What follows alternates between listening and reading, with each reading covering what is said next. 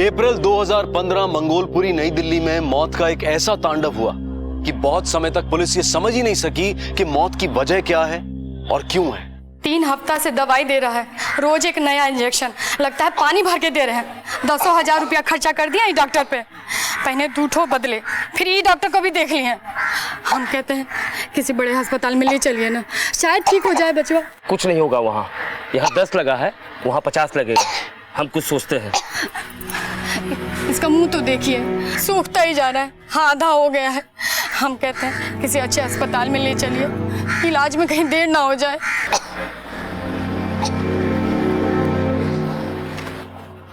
अरे चाचा एक स्पेशल पान लगाओ तो। अरे जनार्दन, बेटे का क्या हाल है? पता नहीं कौन सा बीमारी लग गया है, ठीक ही नहीं हो रहा है। दवा दारू इंजेक्शन सब कुछ करवाया पर कोनो फायदा नहीं। आपको लगता है कोई कर दिया है?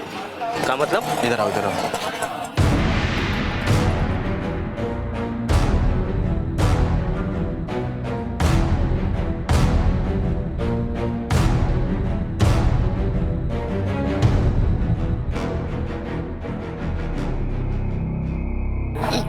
नया शुरुआत कर दिए हैं, डॉक्टर को जाना था ना। बस बहुत हो गया तुम्हारा डॉक्टर कंपाउंडर। अब जो हम कर रहे हैं ना, करने दो। लिस्ट तैयार हो गया तो फिर कल सुबह का फिक्स रहा। आप जो भी सामग्री इस लिस्ट में लिखे हम ले आएंगे। और भी कुछ चाहिए तो बता दीजिए।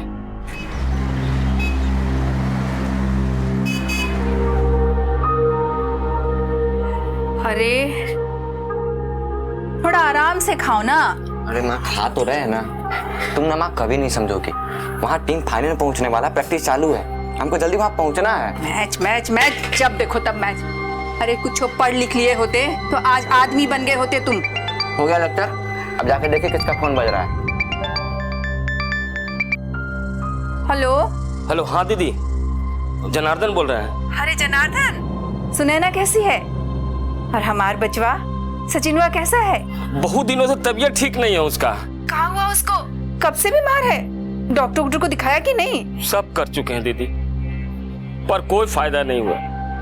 दीदी आज हम को इधर पूजा रखे हैं, सबको बुलाया है, पवन कुंती सब आ रहे हैं। दीदी तुम भी आ जाओ, आके आशीर्वाद दे दो सचिनवा को। हम आ रहे हैं, तुरंत आ रहे हैं। तुम तो जानते हो ना, सचिनवा में प्राण बसता है हमारा। हम अभी आ रहे हैं। माँ हम जा रहे हैं। अरे रुक, कहाँ जा रहा है? अरे माँ मेरा वहाँ फाइनल मैच है, प्रैक्टिस वहाँ चालू, उनको बजाना बहुत जरूरी है। अरे सुना नहीं, तबीयत खराब है सचिन का, मामा पूजा रखे हैं। अरे तो हम क्या करेंगे वहाँ पे जाके? फाइनल मैच है, वहाँ जाना बहुत जरूरी है। एक काम करो, तुम चली जाओ ना। अरे जाना जरूरी है, तुम्हारा मेरा भाई है वो। अच्छा ठीक है बाबा, तुमको नहीं जाना तो नहीं जाओ, कम से कम हमको बस स्टॉप तक तो छोड़ दे। चलो जल्दी चलो।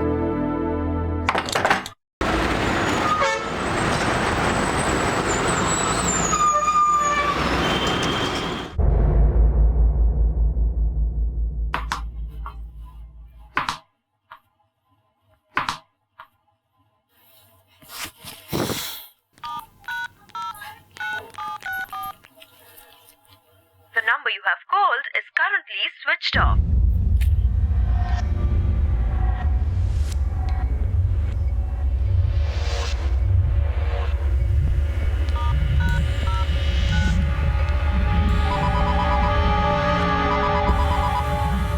फोन क्यों नहीं उठाते हैं? क्या आज खेलने नहीं चलोगे क्या? अच्छा कल का मैच देखा तूने? विराट कोहली ने क्या सेंचुरी बनाई? फोन अपने कमेंट्री बंद किया कर। पता नहीं मम्मी को क्या हो जाता है यार, उसका फोन स्विच ऑफ है, ना फोन कर रही है। जब फ्री होंगी तो कॉल कर लेगा ना तेरे को। अरे यार मम्मी को घर से गए हुए 3 दिन हो गया, फोन उसका स्विच ऑफ आ रहा है, ना फोन कर रही है। मामा से पूछे अपने? मामा का तो फोन भी जा रहा है, लेकिन फोन नहीं उठा रहे हैं। पता नहीं लोग फोन क्यों रखते हैं जब फोन उठाना नहीं होता है। अब मुझे जाकर पता लगाना पड़ेगा कि बात क्या है।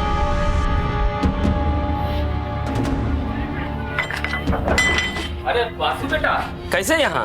अरे मामा फोन क्यों नहीं उठा रहे हो? मम्मी का ना फोन लग रहा है ना कर रही है। मुझे मम्मी से मिल। ए मम्मी! सुनो बेटा, मम्मी कहाँ आई है इधर? मम्मी कहाँ आई है? इधर आई है और किधर आई है? आपने कॉल करके कहा था ना माँ को घर में पूजा है। हाँ हाँ हम फोन किए थे कि पूजा है, वो बोली भी कि आ रहे हैं, पर आई नहीं इधर। क्या मजाक कर रहे हो मामा? रुको मैं कॉल लगाता हूँ। आप जिस नंबर पर कॉल करने की कोशिश कर देखो, रहे फोन स्विच ऑफ आ हैं रहा वो है। फिलहाल बंद मामा, है। हाँ प्लीज मजाक मत करो, बताओ मम्मी किधर है? मजाक लग रहा है तुमको? विश्वास नहीं हम पे? नहीं ना? ए कुंती, मौसी से पूछो। कुंती, आई थी रश्मि दी यहाँ पे? बताओ। नहीं, पूछो मौसा जी से पूछो। मेहमान जी आई थी दीदी? ठीक है। जब इधर नहीं है तो फिर किधर गई? और मामा एक बात बताओ, जब मम्मी कॉल करके यहाँ पे नहीं आई तो मुझे कॉल तो करना चाहिए था ना आपको। हम फोन किए थे रश्मि दीदी को, हाँ? वो बोली कि हम आ रहे हैं, नहीं आई, हम समझे बीमार हैं। अब नहीं आना, इसमें जबरदस्ती तो नहीं है ना? और ये पुलिस की तरह काहे पूछताछ कर रहे हो जी? पगला गए हो क्या? ए जी, कुछ चाय वाय पिलाओ। पुलिस की तरह पूछताछ कर रहे हैं ना? ठीक। ए बासु, अरे मतलब अब छोटा लड़का हमको सिखाएगा? हाँ सर, 3 दिन पहले माँ मंगलपुरी आई थी। माँ को मैंने खुद बस पे चढ़ाया है सर। तो तुम्हारे अकॉर्डिंग तुम्हारे मामा ने फोन करके तुम्हारी माँ को मंगोलपुरी बुलाया था? जी सर। जब ये फोन आया था तब तुम अपने माँ के साथ थे? हाँ सर, माँ के साथ था। माँ ने मुझे बोला भी चलो मामा घर, लेकिन क्या? वो हमारे मोहल्ले में मैच चालू था सर, तो मैंने माँ को बोला तुम चल जाओ, हम नहीं जा पाएंगे। तुमने पहले बताया कि तुम्हारे मामा के यहाँ कोई पूजा चल रही थी। क्या पूजा थी वो? वो सर मामा का बेटा सचिन, उसका कुछ हफ्तों से तबीयत ठीक नहीं था, तो मामा ने घर में पूजा रखवाया। सर माँ को घर से गए हुए 3 दिन हो गए, उसका फोन स्विच ऑफ आ रहा है। सर प्लीज कुछ करो सर।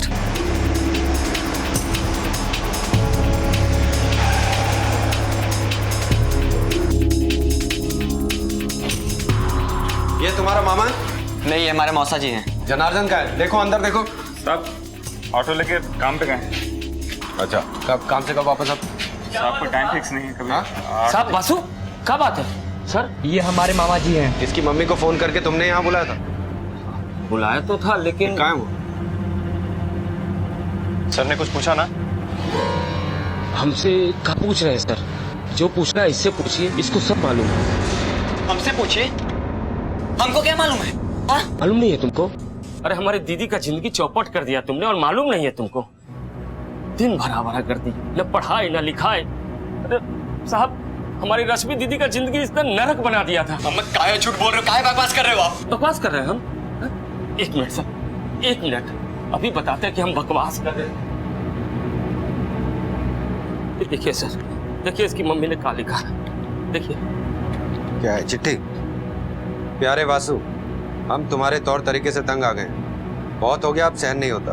ना कोई जिम्मेदारी, ना कोई काम, ना पढ़ाई, ऊपर से तुम्हारा खर्चा, कभी दारू कभी क्रिकेट।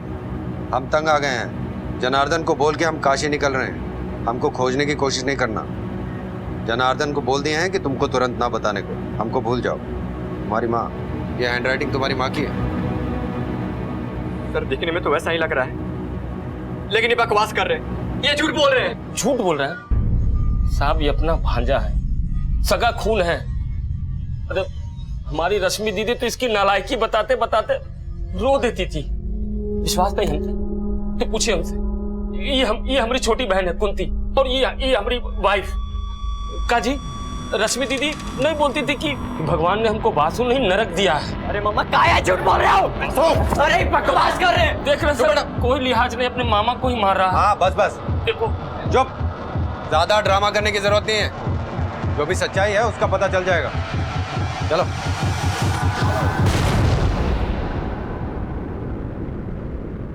वासुदेव के कारण मां चली गई, या मामा ने एक बहन को एक बुरे बेटे से निजात दिलाई, या फिर यहां पर कोई बहुत ही गहरी साजिश थी? फिलहाल वासु अपनी मां के काशी जाने की बात और अपने बुरे होने की बात को बिल्कुल मानने को तैयार नहीं था। सर वो मामा जो बोल रहा है वो गलत बोल रहा है सर, वो झूठ बोल रहा है। क्यों गलत बोलेगे वो? हाँ, क्या वजह उनके झूठ बोलने की? पता नहीं सर, लेकिन इतना पता है सर वो झूठ बोल रहे हैं। सर मैंने आज तक किसी से कोई लड़ाई झगड़ा नहीं किया, मुझे फंसाया जा रहा है। सर माँ मुझसे बहुत प्यार करती है, मामा झूठ बोल रहा है, वो गलत बोल रहा है। अगर आप चाहो तो मेरे मोहल्ले में जाकर किसी से भी पूछ लो, या मेरे एरिया के थाने में किसी से जाकर पूछ लो, मेरे नाम का कोई भी शिकायत या कोई भी आपको कंप्लेन नहीं मिलेगी। लेकिन मामा झूठ क्यों बोलेगा?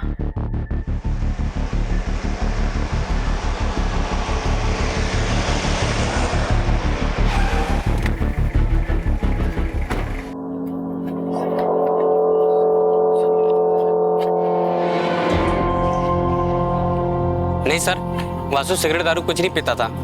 हाँ, पढ़ाई में अंडा था, पर क्रिकेट का फुल दीवाना था। उसका उसकी माँ के साथ कोई झगड़ा था क्या? नहीं साहब। रश्मि काशी क्यों जाएगी? अभी पिछले हफ्ते ही तो वो मुझसे कह रही थी वासु की कहीं नौकरी लग जाएगी तो वो उसकी शादी कर देगी। माँ बेटे में कोई तनाव या किसी बात को लेकर कोई टेंशन? वैसे हमने कभी कोई लड़ाई झगड़ा देखा नहीं।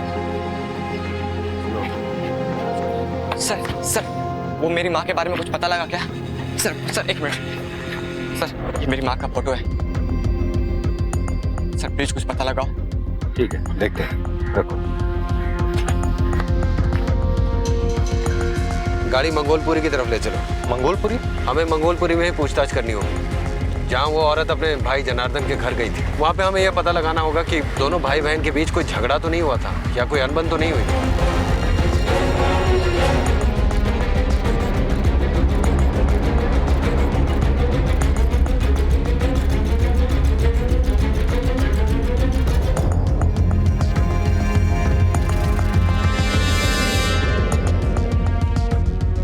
3 दिन पहले हमने एक लाश को जलते हुए देखा था, वो अपना शमशान है ना, वहां पर।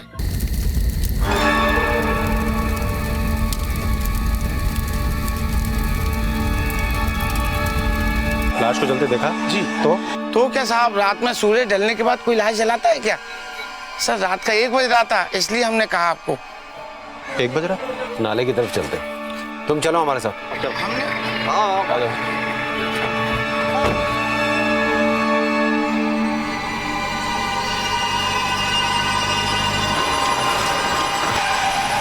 क्या हुआ साहब?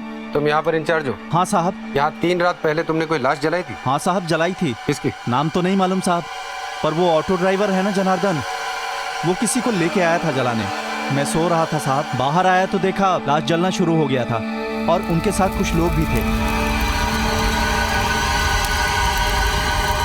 टाइम क्या हो रहा था? 1 के करीब बज रहा था साहब। इतनी लेट लाश जलाते हो आप लोग? जलाते तो नहीं साहब, पर कोई रोक भी नहीं है। लाश किसकी थी? नहीं मालूम साहब, जब मैं आया तो देखा लाश जल रही थी ये, और ये राख उसी की है।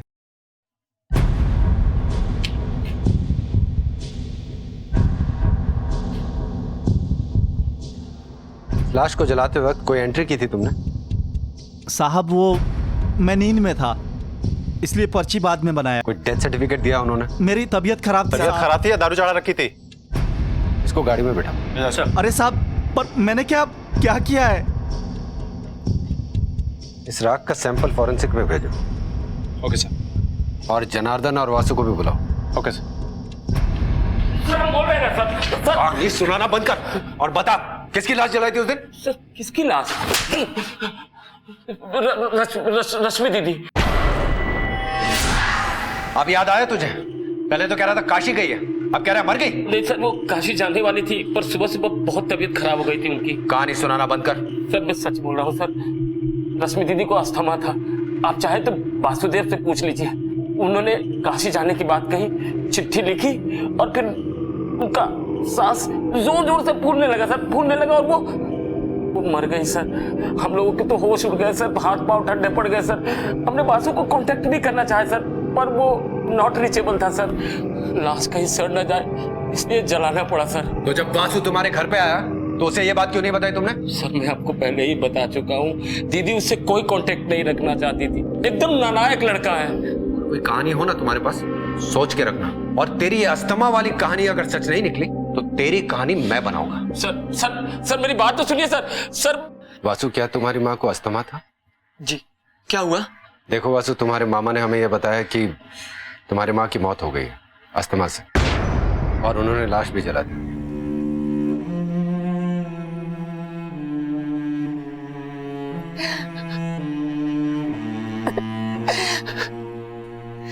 नहीं सर, हमारी माँ नहीं मर सकती सर।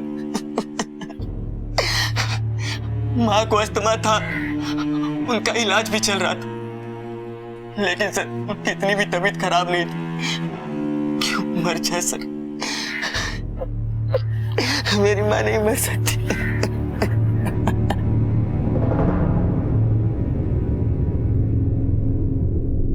सर राख का सैंपल मैंने फॉरेंसिक के लिए भेज दिया है। वासु ने भी ये कंफर्म किया है कि उसकी माँ को अस्थमा था। लेकिन सर कुछ समझ में नहीं आ रहा है, वासु की माँ को अस्थमा का ऐसा अटैक पड़ा कि डॉक्टर तक को बुलाने का मौका नहीं मिला। और इतनी भी क्या जल्दी थी कि बिना बेटे को बताए लाश जला भी डाली, वो भी रातों रात। यह जनार्दन भी बार बार अपना बयान बदल रहा है। इसे 2 दिन की रिमांड में लो।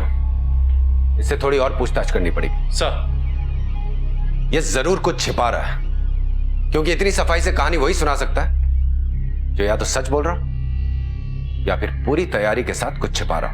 पहले खत, फिर अस्थमा के कारण एक महिला की मौत और फिर आधी रात में उसका अंतिम संस्कार।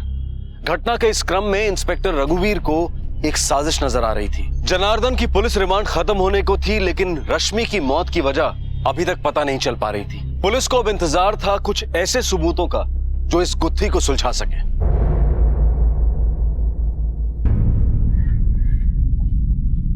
सर, इस जनार्दन का क्या करना है? रिमांड पूरी हो गई है उसकी। कुछ और बताया उसने? नहीं सर, वही अपना पुराना स्टेटमेंट बार बार रिपीट कर रहा है। बहन बीमार थी, दमा था, उल्टी हुई, वही सर। जाने दो उसको और उस पर नजर रखवा। मुझे शक है यहाँ कोई बहुत बड़ा खेल चल रहा है। हो सकता है उसके बाहर निकलने से हमें कोई सुराग मिल जाए। जाने दो सर।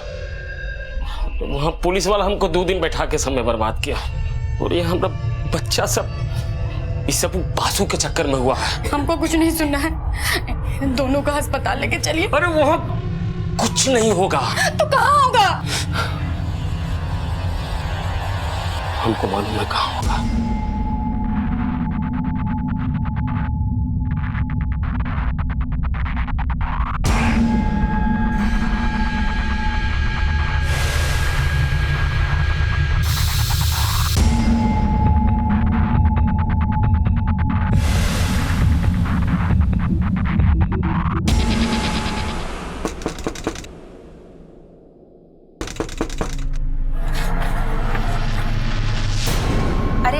जय दीदी, कल सुबह को पूजा है, आपको आना है। हाँ, अरे रेखा दीदी, कल सुबह को पूजा है, आपको आना है, ठीक है? किस बात की पूजा? तुम्हारे घर तो सूतक चल रहा है ना? हाँ दीदी, उसी के लिए पंडित जी बोले हैं कि पूजा कराना जरूरी है, आप आइएगा जरूर। हाँ? अरे दीदी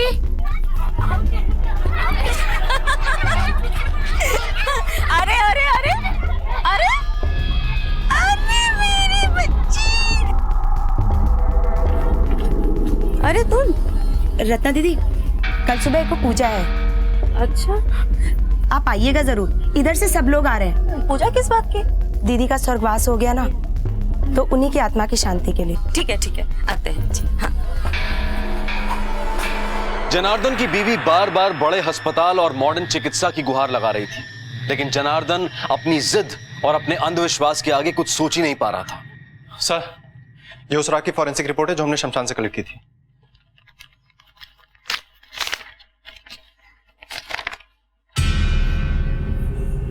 ये क्या? राख में किसी बॉडी के कोई अवशेष नहीं मिले। इसका मतलब सिर्फ लकड़ियां जलाई गई थी। मुझे पहले से शक था कि यह जनार्दन कोई कहानी सुना रहा है। Excuse me sir. हाँ बोल। क्या?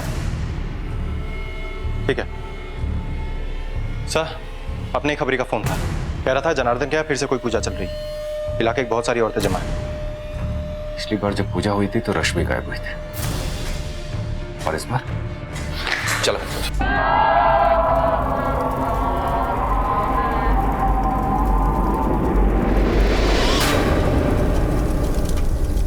सबके माथे में लगा दो। जी पंडित जी। ये क्या है? अरे लगा लो, वरना अब शगुन होगा। जी पंडित जी।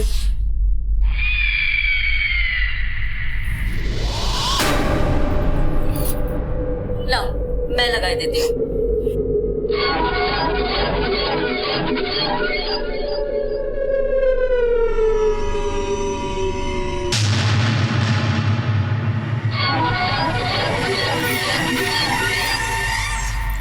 घबराने की बात नहीं है, तुम्हारा लड़का ठीक हो जाएगा। हिम्मत रख, हिम्मत। ओझा जी, इनमें से कौन?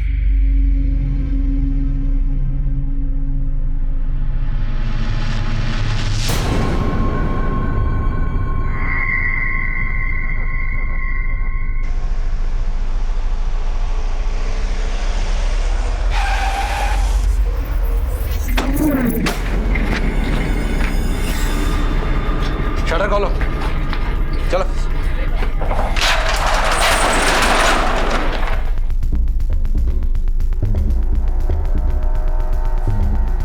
चेक करो।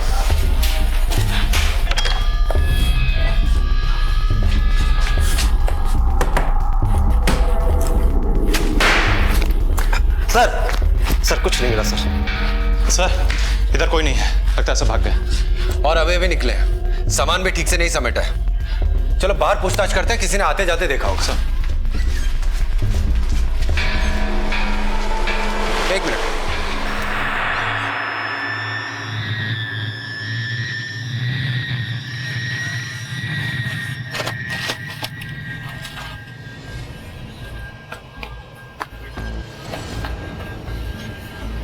ये जमीन देख रहे हो? ये पूरा आंगन सीमेंटेड है, कंक्रीट का है। और ये हिस्सा ऐसा लग रहा है कि इसे रिसेंटली खोद कर भरा गया। खुदवाओ इसको।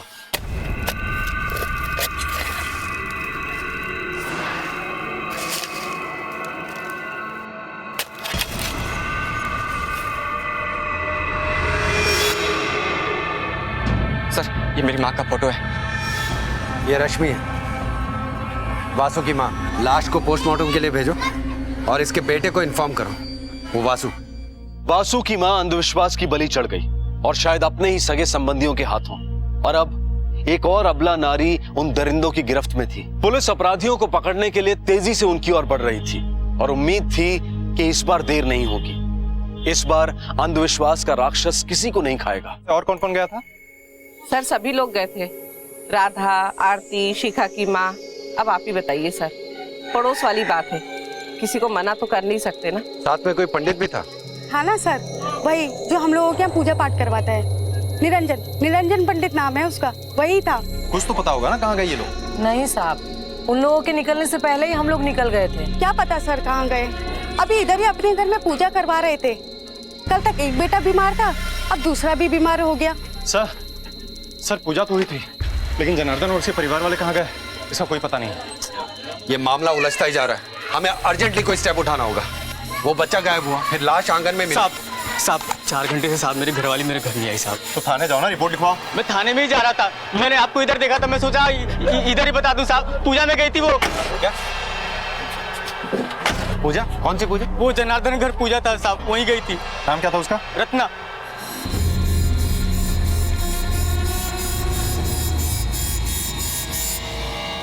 निरंजन पंडित। साहब मुझे मालूम है साहब वो कहाँ रहता है।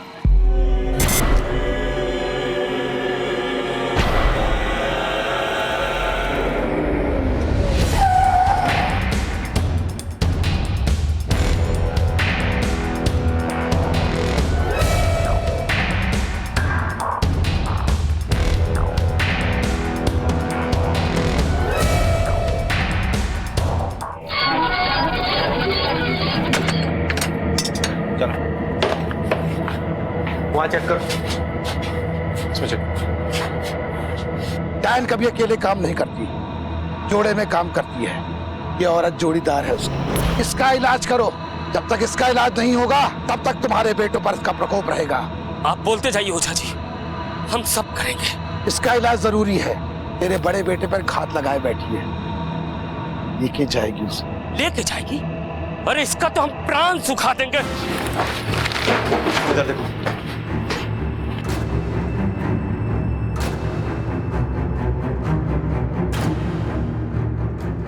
हमने कुछ नहीं किया, हमने कुछ नहीं किया।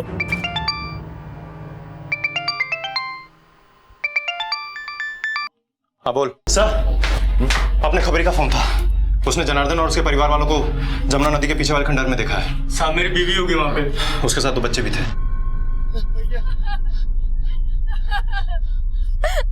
सचिन को मार दिया इनको, अब सोन को तो बचा लीजिए। जब तक जोड़ीदार जिंदा रहेगी मौत तो होगी, जान तो जाएगी।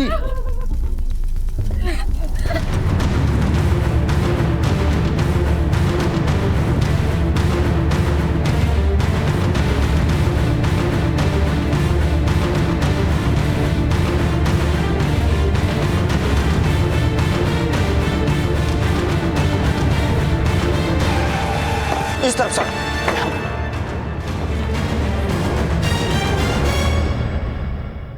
रत्ना रत्ना जिंदा है सर, सांसें अभी भी चल रही हैं। ये तो मर गया। एम्बुलेंस बुलाओ और आसपास का सारा एरिया छान मारो जल्दी। क्या देखा था तुमने? जब तक जोड़ीदार जिंदा रहेगी मौत तो होगी। अरे कोई देख लिया है? जब मैं आपका नंबर ट्राई कर रहा था इतने में मैंने देखा वो लोग दूर उधर जंगल से भाग रहे थे। आसपास के सारे क्लिनिक, सारे हॉस्पिटल छान मारो। जनार्दन के 2 बेटे थे ना सर, एक मरा है। दूसरे को बचाने के लिए वो पूरी कोशिश करेगा और शायद किसी हॉस्पिटल में जाए। कम ऑन, क्विक, चलो। सही समय पर पुलिस की कार्रवाई से वक्त रहते रत्ना को अस्पताल पहुंचा दिया गया और जनार्दन अपनी बीवी और एकमात्र जीवित बच्चे को लेकर भाग निकला। वो इतना विवेक शून्य हो गया था कि उसने अपने 8 साल के बच्चे की लाश भी वहीं पर छोड़ दी और इधर पुलिस ने उनके लिए चारों तरफ रेड अलर्ट जारी कर दिया था। इस इन्वेस्टिगेशन को एक सही और पुख्ता दिशा मिली इंस्पेक्टर के इस तर्क से कि अब वो हॉस्पिटल या किसी क्लिनिक में मिलेंगे। सर, ये बच्चे की पोस्टमार्टम रिपोर्ट। हॉस्पिटल्स और क्लिनिक से कुछ पता चला? अभी तो नहीं सर, 4 टीमें निकली हैं अपनी। पर सर, क्या आपको लगता है कि ये लोग अब हॉस्पिटल जाएंगे? हाँ, अब जाएंगे हॉस्पिटल। तांत्रिक को तो ट्राई कर लिया, बच्चा बचा नहीं। अब वो हॉस्पिटल ही जाएंगे।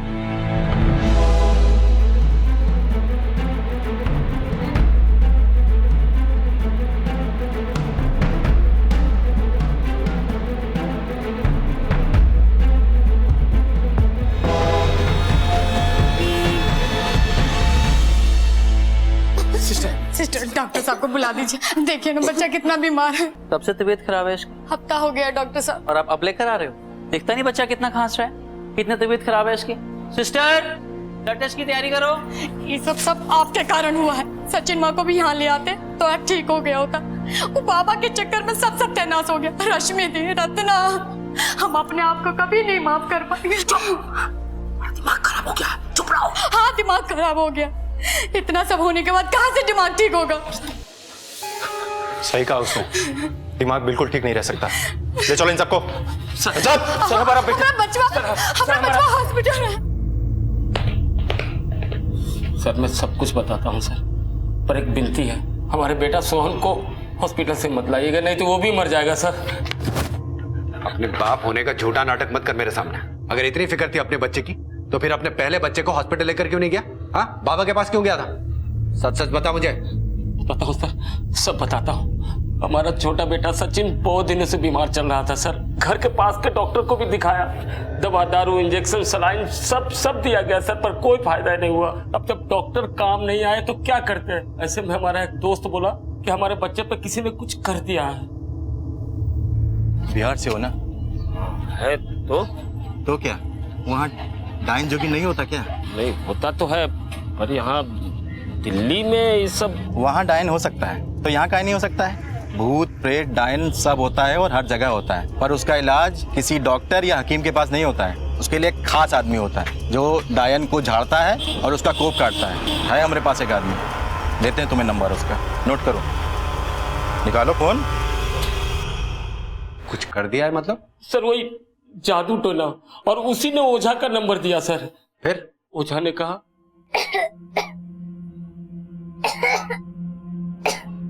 डॉक्टर का खेला नहीं है, शैतान घुसा है, डायन का प्रकोप है। हम तो कह रहे थे एक बार जरा जाओ चाय लेके आओ।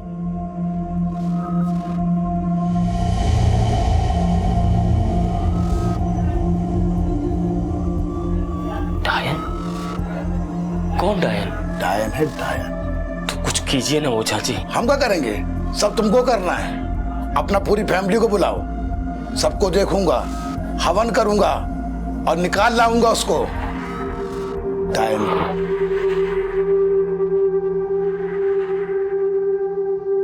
रश्मि दीदी बहुत अच्छी थी, सचिन माँ का बहुत ख्याल रखती थी। रश्मि दी हमको बोली थी सचिन माँ को बड़े अस्पताल में दिखाने के लिए। हम इनको बोले भी, समझाए भी, पर वो ओझा के चक्कर में।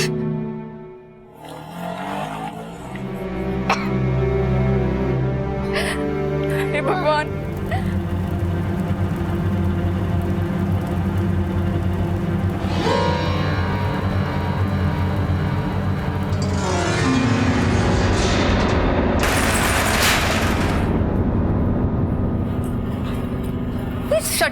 दिया? ये क्या कर दी तुम?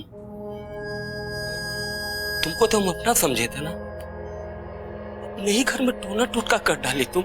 शर्म नहीं आया तुमको? अरे सचिनमा तो तुम्हारे बेटा जैसा था ना, इस पे ही टोटका कर दिया तुमने। चुप कर, कहाँ पके जा रहा है? दिमाग खराब हो गया तुम्हारा? ना, पहले खराब था दिमाग, अब ठीक है। ये घर में किला ठोकी है, किला, समझ गए? घर को बर्बाद कर देगी ये, पूरा घर को। चुप कर। ये पंडित जी, अरे देखिए ना क्या बोल रहा है ये। ठीक तो कह रहा है, आए ना तू डायन। हे बाबू, ये पंडित बता रहा तुमको, इसके बहकावे में मत आना बाबू, बैठ पड़ते हैं बाबू। ए बहू, ठीक नहीं कर रहे हो तुम लोग। भैया, ये तो मर गई। निकल गई, डायन की आत्मा निकल गई। अच्छा हुआ मर गई। अरे आज ही मेरे बच्चे को डस रही थी, कल तुम लोगों के बच्चे को खा जाती। जिंदा रह के करती भी क्या? डायन थी, डायन। ओझा जी, अब आगे क्या? उसे आज रात घर के सामने गाड़ देना, 3 हफ्ते तक तर्पण, और उसके बाद डायन की आत्मा विलीन, हमेशा के।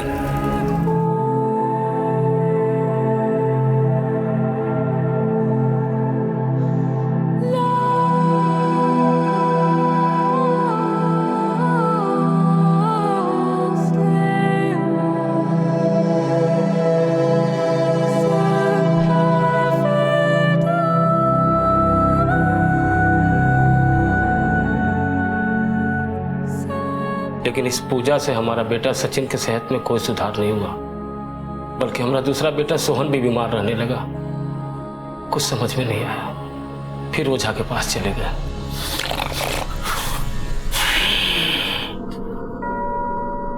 डायन हमेशा जोड़े हुए काम करती है, जोड़ीदार डायन को ढूंढना होगा। कल ही करते हैं पूजा, इंतजाम करो। और हाँ, इस बार आस पड़ोस की सारी औरतों को इकट्ठा कर लेना। जोड़ीदार डायन पक्का घर के आसपास है। कल की पूजा में मैं हल्दी और सरसों के तेल का एक लेप दूंगा, सारी औरतों के माथे पे लगवाना होगा। जिसका माथा चमकेगा वही होगी जोड़ीदार डायन। यही है जोड़ीदार।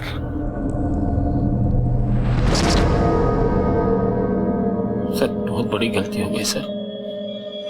हमारे अंधविश्वास के वजह से रत्ना जैसी निर्दोष औरत मारी गई। रत्ना मरी नहीं है, जिंदा है, हॉस्पिटल में।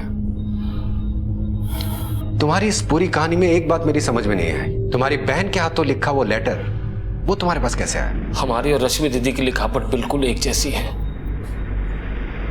वो लेटर हमने लिखा था। सर, ये सब कांड उस ओझा के चक्कर में हुआ, उसी ने हमसे सब करवाया सर। ये ओझा की वजह से नहीं हुआ, ये सब कुछ तुम्हारी वजह से हुआ। अंधविश्वास पर भरोसा किसने किया? तुमने। उस ओझा पर विश्वास किसने किया? तुमने। ठीक से सोचो जनार्दन, उसने तो अपने हाथ से एक खून भी नहीं किया, वो भी उसने तुमसे करवाया। तुम्हारा बेटा सचिन, तुम जानते हो उसे क्या हुआ था? टीबी। एक छोटी सी बीमारी जो आसानी से ठीक हो जाती है। आजकल सरकारी अस्पताल में उसकी मुफ्त दवाई मिलती है। अगर तुम उसे किसी अच्छे डॉक्टर के पास ले जाते तो वो ठीक हो जाता। उसके मौत के जिम्मेदार भी तुम हो।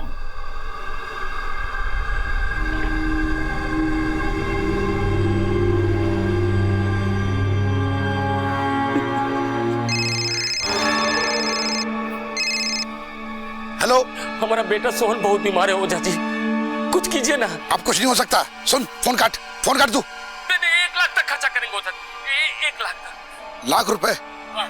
सुन, एक काम कर, तू गुड़गांव आ जा शाम को 5 बजे। जो मेट्रो स्टेशन के पीछे सुनसान वाली गली है ना, वहां पे। और देख, 20 बच्चों को लेके आना और किसी को नहीं।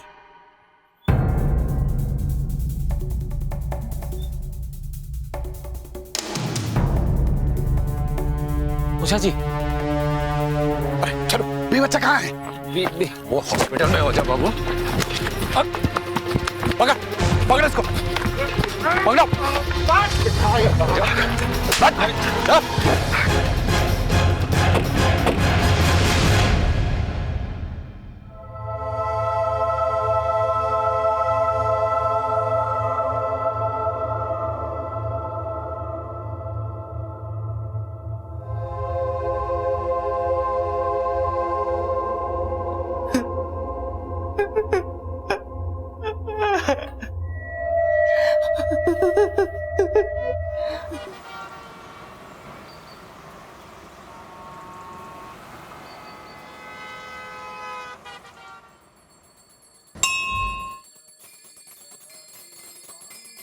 धर्म चाहे कोई भी हो, धार्मिक स्थल चाहे कोई भी हो, श्रद्धा और विश्वास लोगों को वहां खींच ही लाता है। अमीर हो या गरीब, हर इंसान को यही लगता है कि उसकी सारी मुश्किलों का हल भगवान के पास है। उन्हें जो भी चाहिए भगवान उन्हें वो जरूर देंगे। और इसी विश्वास की वजह से रोज लाखों की तादाद में लोग मंदिर जाते हैं, अपने दुख, अपनी परेशानियां लेकर। सबको भगवान से कुछ ना कुछ चाहिए। किसी को मन की शांति, किसी को पैसा, तो किसी को प्यार।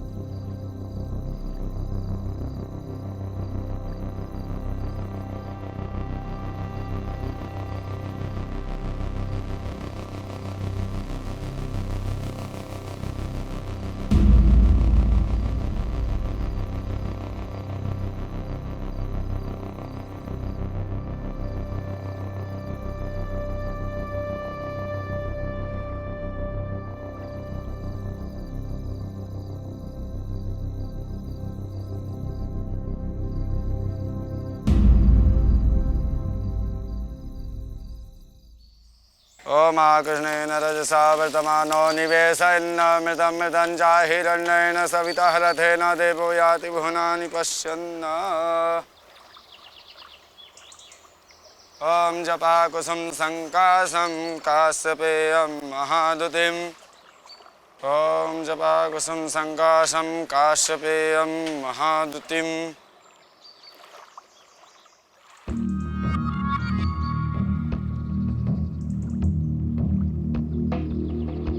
बहन जी, बहन जी, बहन जी।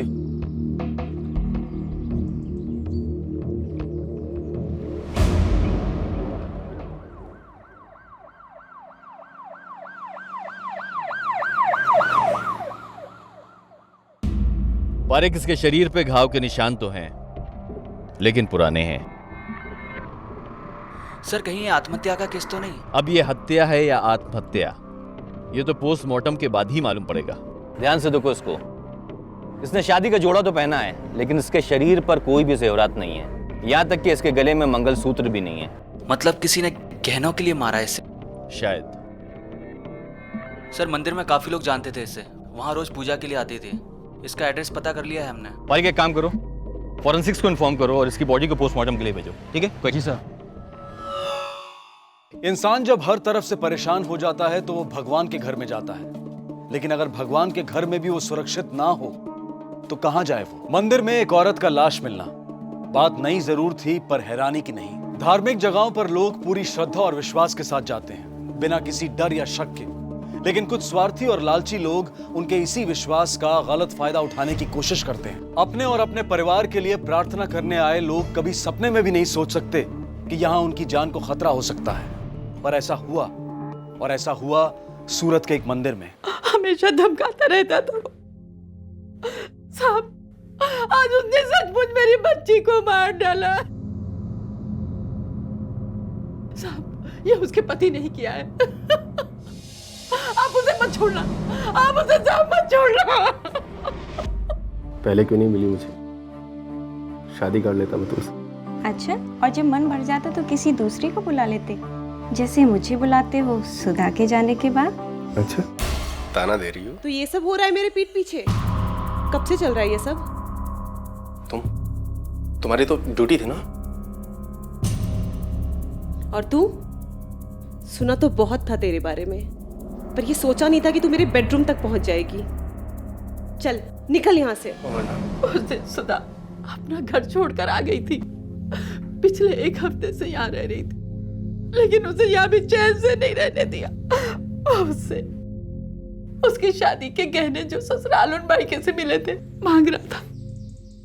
सुधा जानती थी कि ये गहने वो अपनी दूसरी औरत को देगा, इसलिए उसने साफ इनकार कर दिया। इस वक्त कहाँ होगा वो?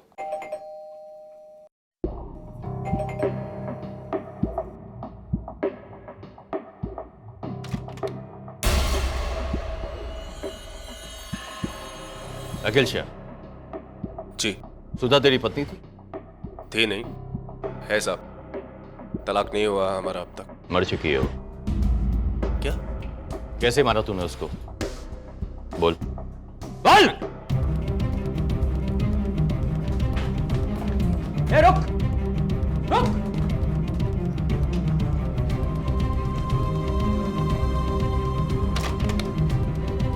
सर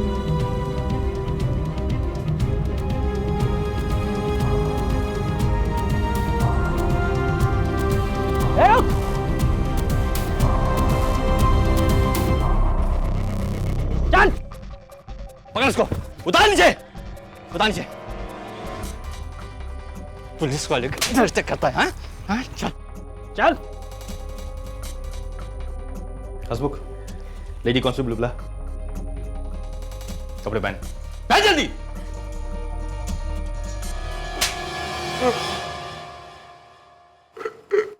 तुझे मेरे पूछने का शायद तरीका पसंद ना आए, इसलिए सच सच बता दे। मैं डर गया था सर, इसलिए भाग रहा था। जब तूने कुछ किया ही नहीं तो डरा क्यों? 2 दिन पहले उसने मुझे कहा था सर, वो कुछ ऐसा करने वाली है जिससे मेरी अकल ठिकाने आ जाएगी। आपने जब उसकी मौत की खबर सुनाई तो मुझे लगा कि वो मुझे फंसाने की कोशिश कर रही है सर। पुलिस को बेवकूफ समझता है तू? हाँ? नहीं सर। सच सच बता।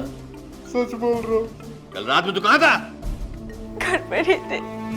मेरा यकीन मानो, हम दोनों कल रात को घर पर ही थे। ज्वेलरी कहाँ है? कौन सी ज्वेलरी? तेरी पत्नी की ज्वेलरी, सुधा की ज्वेलरी जिसको मारकर तूने छुपाया है। मेरा यकीन मानिए सर, मैंने अपनी बीवी को नहीं मारा। मैंने उसकी कोई ज्वेलरी नहीं ली। आप चाहे तो मेरे घर की तलाशी ले सकते हैं। कहीं ऐसा ना हो तलाशी में गहनों के साथ साथ कोई दूसरा सबूत मिल जाए, क्योंकि अगर ऐसा हुआ तो 2-4 साल की कैद नहीं बल्कि सिर्फ फांसी होगी तुम्हें। प्लीज मुझे बचा लो, मैंने कुछ नहीं किया, मैंने कुछ नहीं किया। तुम्हें बचाना हमारे हाथ में नहीं, तुम्हारे खुद के हाथ। इसलिए अभी भी कहता हूँ कि अपने जुर्म को कबूल कर लो और पुलिस की गवाह बन जाओ। हो सकता है तुम्हारी सजा कम कर दी जाए। जब जुर्म किया ही नहीं तो कबूल कैसे कर लूँ सर? हाँ, झगड़ा जरूर होता था मेरी बीवी के साथ, लेकिन इसका मतलब ये तो नहीं कि मैं उसे जान से मार दूँ। मेरा यकीन मानिए सर, मैं शरीफ आदमी हूँ। शरीफ आदमी है? तेरी शराफत अच्छी तरह से मैं देख चुका हूँ, वो भी तेरे बेडरूम में। सर बहुत ही पहुंची हुई चीज़ है, इतनी आसानी से नहीं बोलने वाला। मैं जानता हूँ कमीना है, लेकिन किसी का मर्डर करे उसमें इतनी हिम्मत नहीं है। सर, सुधा की पोस्टमार्टम की report.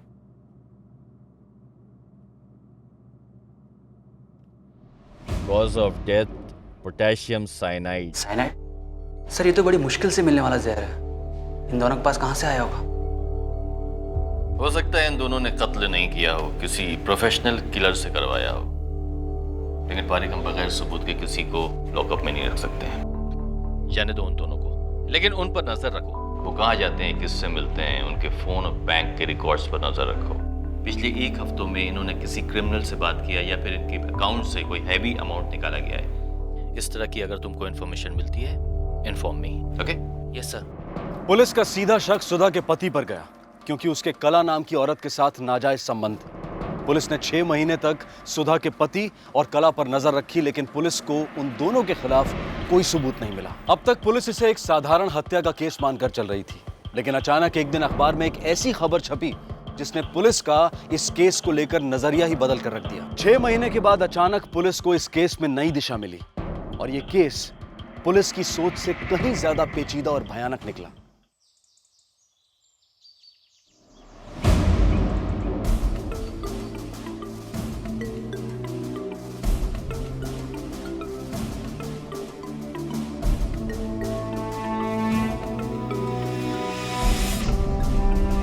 Cause of death potassium cyanide.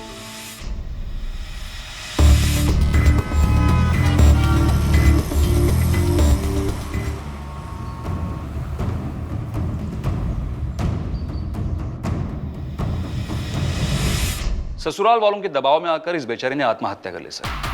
अब लड़का या लड़की पैदा करना औरत के हाथ में तो होता नहीं है सर। पर इन पढ़े लिखे लोगों को खानदान के लिए वारिस की जरूरत थी। दो बार जबरदस्ती से अबॉर्शन करा चुके थे सर। दिन रात कोसते थे, फिर तंग आकर यह औरत मंदिर गई और उसने जहर खाकर अपनी जान दे दी। सर सीधी सादी तो केस है सर। जितना इजी तुम इस केस को समझ रहे हो संपत, उतना इजी है नहीं, क्योंकि 6 महीने पहले मैंने इसी तरह के केस की इन्वेस्टिगेशन सूरत में की थी। तारिक,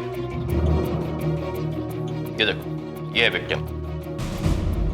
दोनों ही केसेस में औरत शादीशुदा थी, लेकिन मर्डर के वक्त जब वो पाई गई तो एक नई नवेली दुल्हन की तरह शादी के जोड़े में थी, लेकिन उसके जिस्म पर एक भी ज्वेलरी नहीं थी। दोनों ही केसेस में उसको साइनाइड देकर मारा गया और दोनों ही केसेस में उसको मंदिर पर ही मारा गया। संपत, गुजरात के छोटे बड़े सभी एरिया के पुलिस स्टेशन से यह पता करो कि इस पैटर्न के मर्डर्स और हुए हैं क्या। बिल्कुल सर।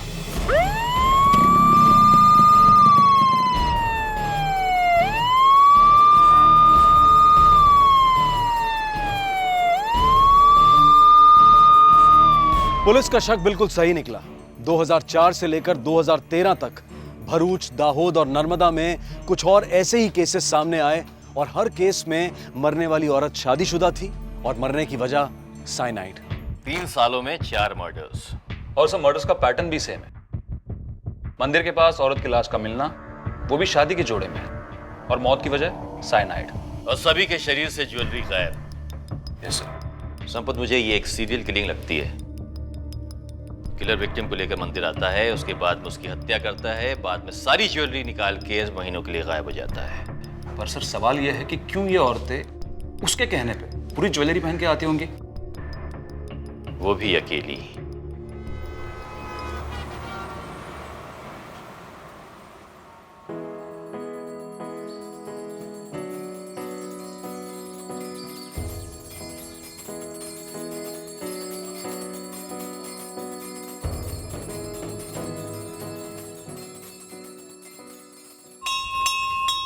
पहले ऐसे नहीं थे मेरे पति, पिछले कुछ ही सालों में बिल्कुल बदल गए हैं।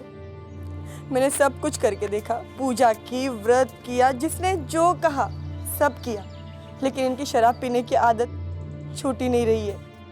कभी शराब पीने की वजह से काम छूट जाता है, तो कभी काम छूटने की वजह से शराब पी लेते हैं। पता है पंडित जी आपको, हम एक ही घर में रहते हैं, लेकिन ना वो मुझसे बात करते हैं ना मेरे बच्चे के साथ खेलते हैं। अब आप ही कुछ उपाय बताइए पंडित जी।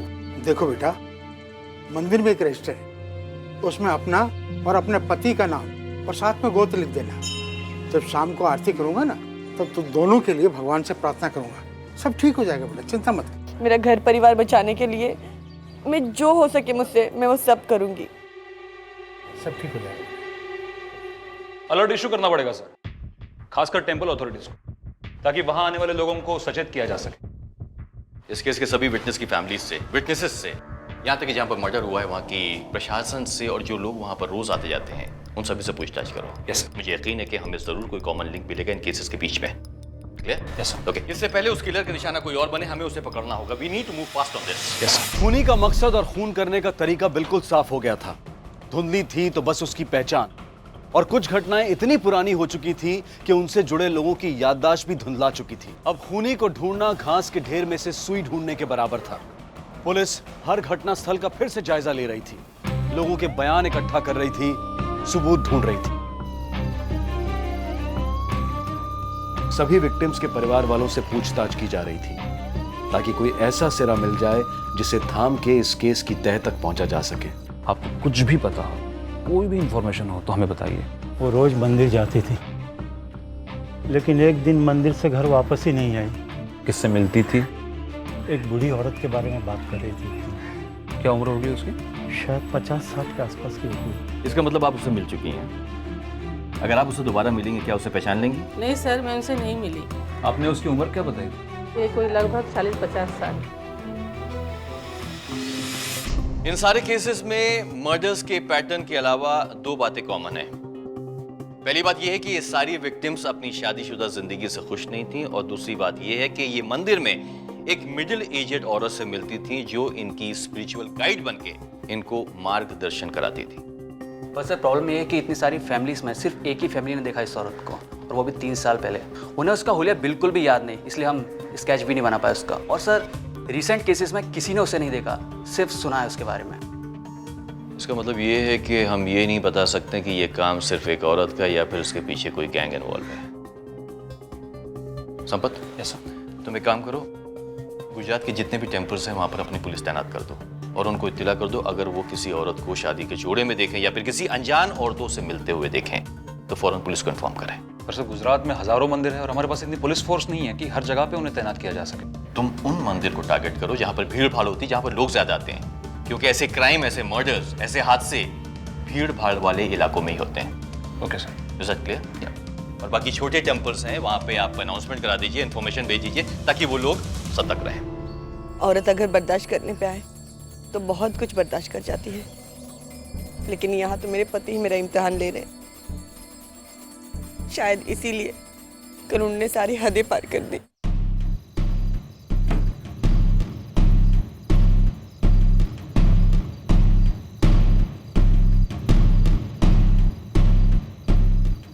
खाना गरम करो।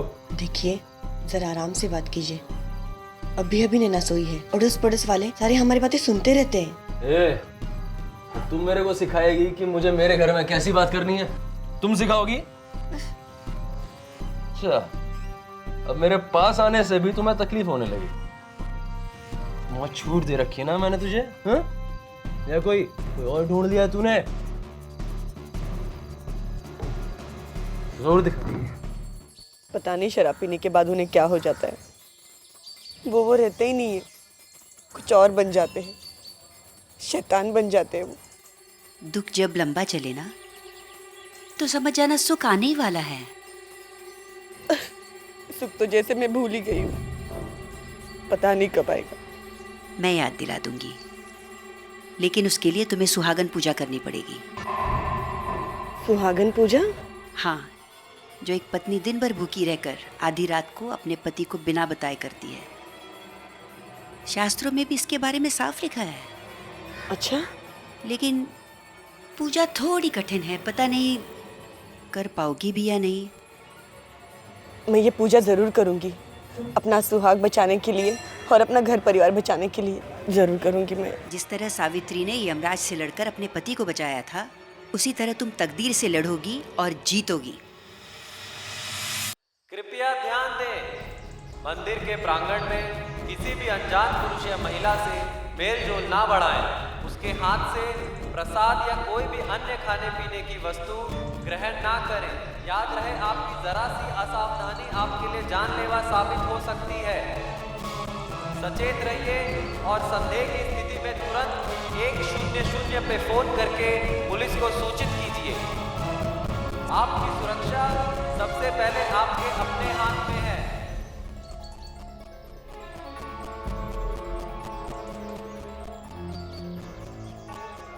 इतने सारे गहने पहनकर मंदिर में क्यों आई है? आपके साथ कोई भी वारदात हो सकती है। वो मैं, लेकिन याद रहे, अगर इस पूजा के बारे में तुमने किसी को बताया तो तुम्हारी पूजा असफल हो जाएगी। नहीं, मैं इस पूजा के बारे में किसी को नहीं बताऊंगी, कभी नहीं बताऊंगी। यहाँ आप अकेली आई हैं या आपके साथ कोई और है? मेरे साथ मेरे पति आए हैं, प्रसाद लाने गए हैं, इसलिए मैं शादी के जोड़े और पूरे गहनों के साथ आई हूँ। अच्छा ठीक है, लेकिन थोड़ा सतर्क रहिए। हाँ।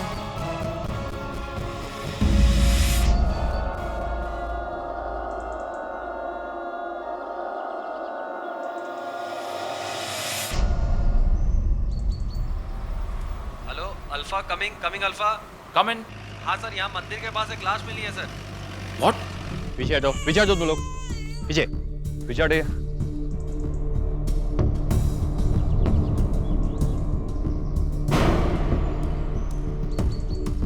पुलिस के तैनात होने के बाद भी कैसे हो गया ये मर्डर?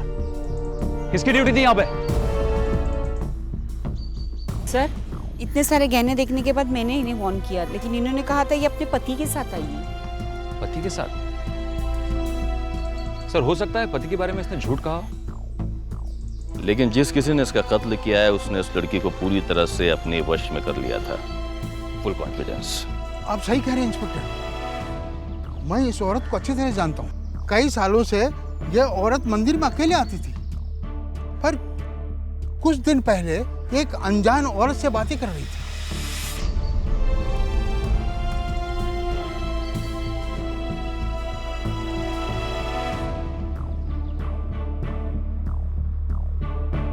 पंडित जी, आप उस औरत का नाम जानते हैं? अच्छी तरह से तो नहीं जानता, लेकिन लोग उन्हें रेखा बहन के नाम से बुलाते हैं।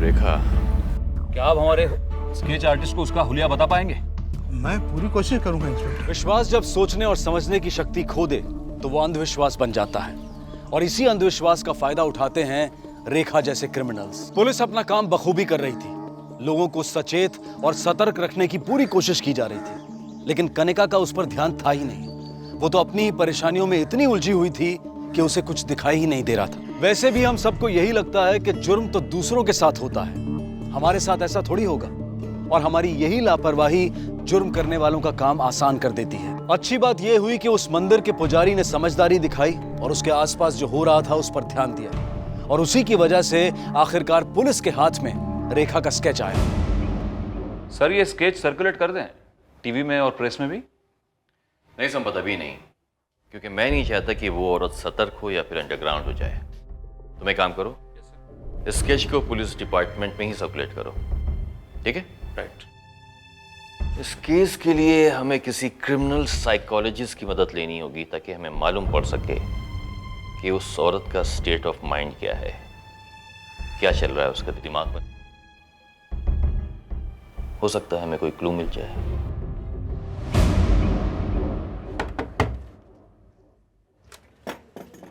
अरे माँ, बड़े दिन लगा दिए। एक मिनट, ये भी दो। नहीं ये नहीं, ठीक है। अच्छा है बिट्टू।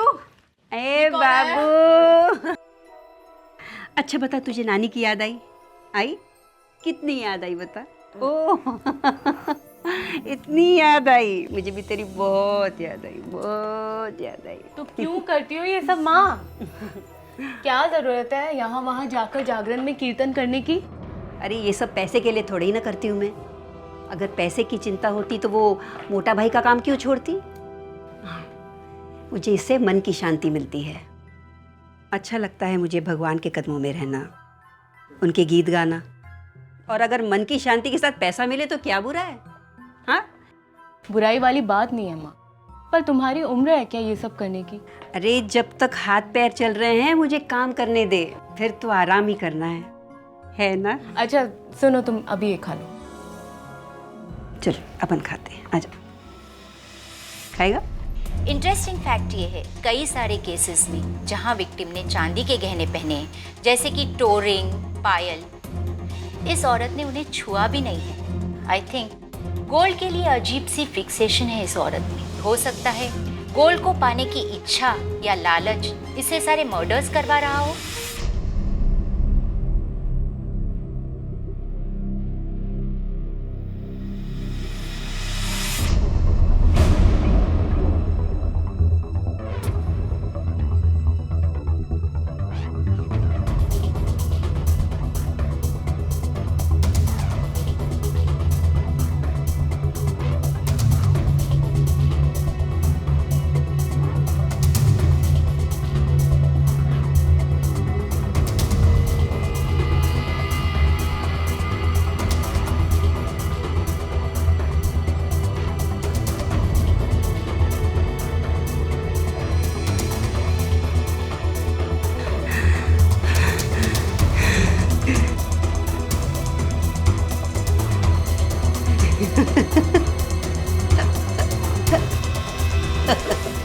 सर मुझे तो लगता है इस औरत को लोगों को मारने में मजा आता है। अगर ऐसा होता ना तो ये औरत कभी भी किसी को भी कहीं भी मारती, लेकिन ये औरत हर मर्डर के पहले उस विक्टिम के बारे में सारी इंफॉर्मेशन इकट्ठा करती है और फिर उस विक्टिम का भरोसा जीतती है।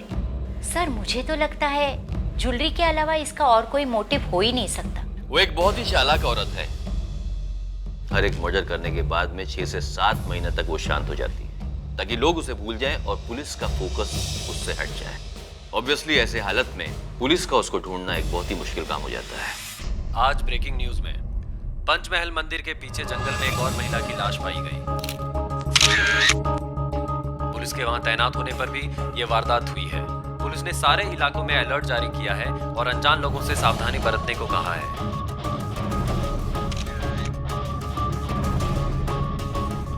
बताओ, आजकल मंदिरों में भी इंसान सेफ नहीं है, इसलिए आपको समझाती रहती हूँ, भीड़ भाड़ वाली जगहों में तो जाने का जैसे जमाना ही नहीं रहा है। अब नहीं जाऊंगी, बस खुश।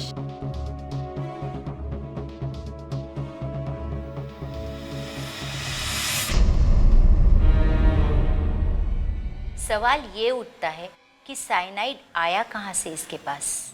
इस सवाल का अगर जवाब मिल जाता डॉक्टर तो बहुत सारे सवाल के हल निकल आते हैं। हो सकता है ये औरत दोहरी जिंदगी जी रही हो और फिर जहाँ ये जॉब करती हो वहाँ साइनाइड का इस्तेमाल होता हो। लैब असिस्टेंट या फिर केमिकल फैक्ट्री वर्कर। ऑब्वियसली ज्यादा पढ़ी लिखी नहीं है तो हायर पोस्ट पे नहीं होगी। संपत में काम करो, गुजरात में किन किन कारोबार में साइनाइड का इस्तेमाल होता है उनकी एक लिस्ट बनाओ। बिल्कुल सर।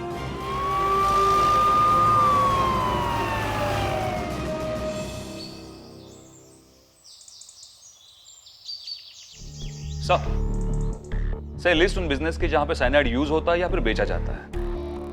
सर लिस्ट इतनी लंबी है कि इस हिसाब से सालों लग जाएंगे इंक्वायरी करने के लिए। कहीं ना कहीं से तो शुरुआत करनी पड़ेगी संपत। वैसे भी औरत मर्डर करने के बाद 6 से 7 महीने तक अंडरग्राउंड हो चुकी है।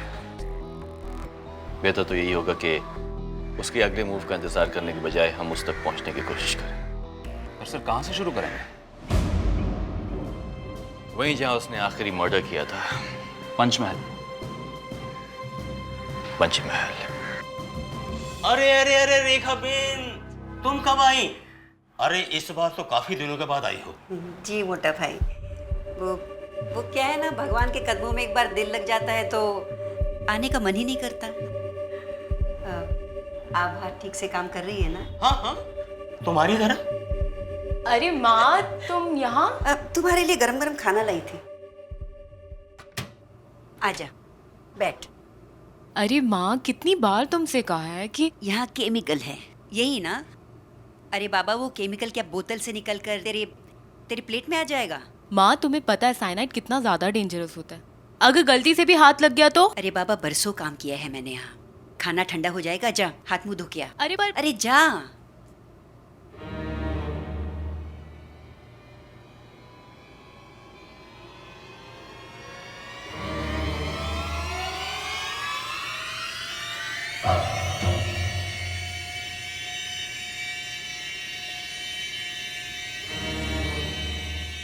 जल्दी आ, खाना ठंडा हो रहा है। सर पंचमहल में कोई लीड मिली ही नहीं सर। इंसान को अपनी जिंदगी में उस चीज की सबसे ज्यादा कमी होती है जब वही चीज वो दूसरों के पास देखता है और बार बार देखता है। मेरे बेटे को एक क्रिकेट किट चाहिए, वो मेरे पास आता है, इज्जत करता है, क्योंकि यही क्रिकेट किट वो अपने दोस्तों के पास देखता है और रोज देखता है। मैं कुछ समझा नहीं सर। मैं समझाता हूँ। वो औरत को गोल्ड का ऑब्सेशन है और गोल्ड के लिए ही वो मर्डर करती है। गोल्ड की उसे लालच है और ये लालच उसके दिल में तब पैदा हुई जब उसने गहने देखे और किसी ऐसे इंसान के पास देखे जिसे वो रोज देखती है। मतलब वो गोल्ड उसे खरीद नहीं पाई तो उसने उसे छीन लिया। एग्जैक्टली। और ये लालच उसके दिल में अपने पहले विक्टिम को देख के हुई। मतलब उसका पहला मर्डर। उसका पहला मर्डर। और हो सकता है कि उसने अपना पहला मर्डर अपने ही शहर में किया हो। भरूच। एक बात तो बिल्कुल साफ थी कि वो औरत भरूच की रहने वाली थी और पुलिस ने भरूच का चप्पा चप्पा छान मारा, खासकर उन जगहों पर जहां पर साइनाइड का इस्तेमाल होता है, जैसे कि chemical industries, jewellers, paper factories और टेक्सटाइल मिल्स। रेखा का स्केच सब जगह दिखाया गया। 2 महीने से ज्यादा हो चुके थे पुलिस को भरूच में रेखा की तलाश करते हुए, लेकिन रेखा की कोई खबर नहीं मिल रही थी। पर फिर भी पुलिस ने हार नहीं मानी और अपने नेटवर्क को और फैला दिया।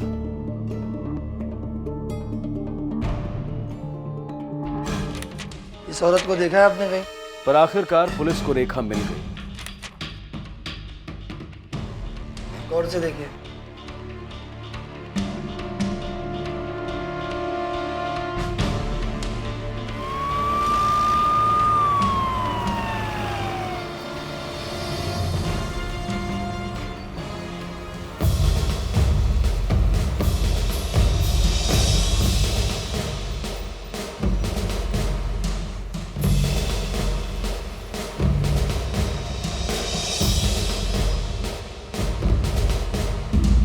कहाँ काम करती थी उसके बाद? जागरण करती है और माता की चौकी करती है। माता की चौकी करती है, अच्छी तरह जानता हूँ।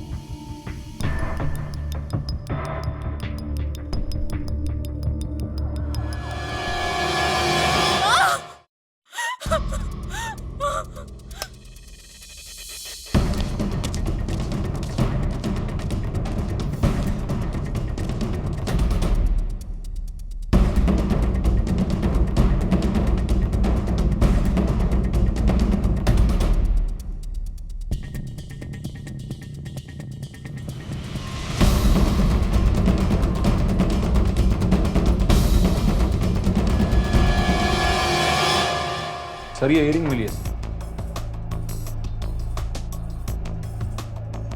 इयरिंग तुम्हारी? नहीं सर, मैंने ये कभी नहीं देखा। ध्यान से देखो। सच में सर ये मेरी नहीं है। संपत, इसका मतलब ये हुआ कि हम लोग सही जगह पे आ गए हैं। राइट। लेकिन मुझे लगता है सर शायद हमें यहाँ आने में थोड़ी देरी हो गई। खैर, ज्यादा दूर नहीं गई होगी। चलो लेट्स गो। पता नहीं माँ बिट्टू को लेकर क्यों चली गई। कितनी उम्र थी उसकी? 5 साल। मिल जाएगी जल्दी। Sampat, yes sir. Control room का अलर्ट करो, हर व्हीकल चेक करो। इस बार बचनी नहीं चाहिए वो। मौसी, हेलो। रत्ना मौसी, कंट्रोल रूम। आपने बिट्टू को कहीं देखा? अभी लेके गई हूँ। कहाँ? अभी गई हूँ। क्या हुआ? पुलिस क्यों आई? हेलो। हाँ? Control room.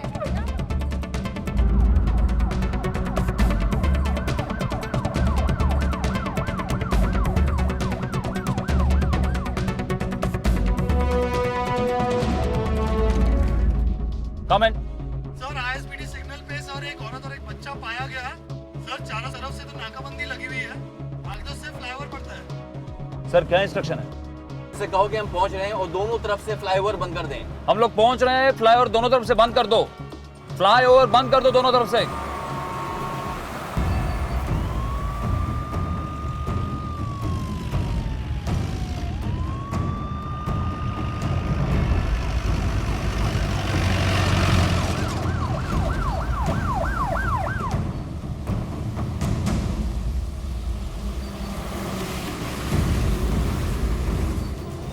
लोग आते थे और सोना खरीद के ले जाते थे। वो खुशी मैं चाहती थी जो भगवान ने मुझे नहीं दिया ना, वो मैंने उसके मंदिर में हासिल किया। मैं मंदिर में जाती और ढूंढती उन औरतों को जिनके पास सोना तो था। तुम अपने मंजिल के एकदम करीब हो। 9वीं बार साष्टांग प्रणाम, ताकि ईश्वर तुम्हारे पति को हिम्मत दे अपनी गलतियां मानने की और उसे सुधारने की। ये पूजा और कितनी बार करनी पड़ेगी माँ जी मुझे? बस पहली और आखिरी बार। इसके बाद बस सुख ही सुख, आनंद ही आनंद। लो चरणामृत पियो। लो।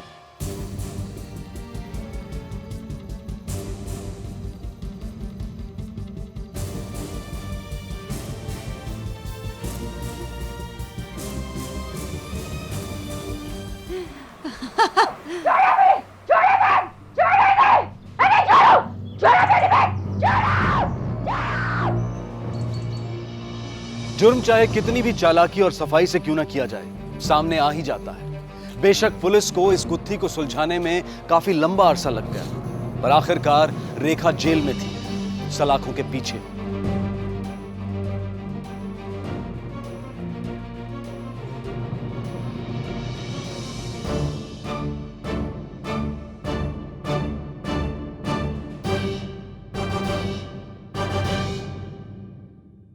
रेखा पर 6 हत्याओं के आरोप में धारा 302 के तहत केस दर्ज किया गया और उसे फांसी की सजा सुनाई गई। हालांकि बाद में रेखा की अपील पर फास्ट ट्रैक कोर्ट ने इस सजा को उम्र कैद में तब्दील कर दिया। ये हम सभी जानते हैं कि जुर्म करने वाले हर इंसान का एक ना एक दिन यही अंजाम होता है, लेकिन लालच इंसान को इतना अंधा बना देता है कि वो उस अंजाम की परवाह ही नहीं करता। लालच किसी जुनून से कम नहीं, और रेखा के जुनून ने उस वक्त सारी हदें पार कर दी जब उसने अपने आप को बचाने के लिए अपने ही नाती की जिंदगी को खतरे में डाल दिया। रेखा ने पुलिस कस्टडी में कबूल किया कि उसे बचपन से ही सोने के गहनों से प्यार था, लेकिन उसके घर की हालत ऐसी नहीं थी कि वो उन्हें खरीद सके। इसलिए उसने एक सुनार की दुकान में काम करना शुरू कर दिया ताकि वो सोने के गहनों को देख सके, छू सके। लेकिन जब कोई पसंदीदा चीज हमारे सामने होती है तो उसे पाने की लालसा मन में और बढ़ जाती है, और रेखा के साथ भी यही हुआ।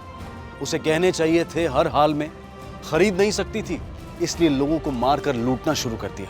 रेखा ने उसी सुनार की दुकान से साइनाइड चुराया और उसे हथियार की तरह इस्तेमाल किया, और एक के बाद एक जैसे जैसे रेखा का लालच बढ़ता गया, उसके शिकार भी बढ़ते गए। हालांकि ये केस बहुत ही उलझा हुआ और बिल्कुल अलग था, लेकिन पुलिस अपनी समझदारी और मेहनत से इस केस को सुलझाने में कामयाब रही, और न जाने कनिका, आरती और सुधा जैसी कितनी ही औरतों की जान बच गई। जिंदगी में अपनी पसंदीदा चीजों की चाह रखना गलत नहीं है, लेकिन उन्हें पाने के लिए जुर्म का सहारा वो गलत है।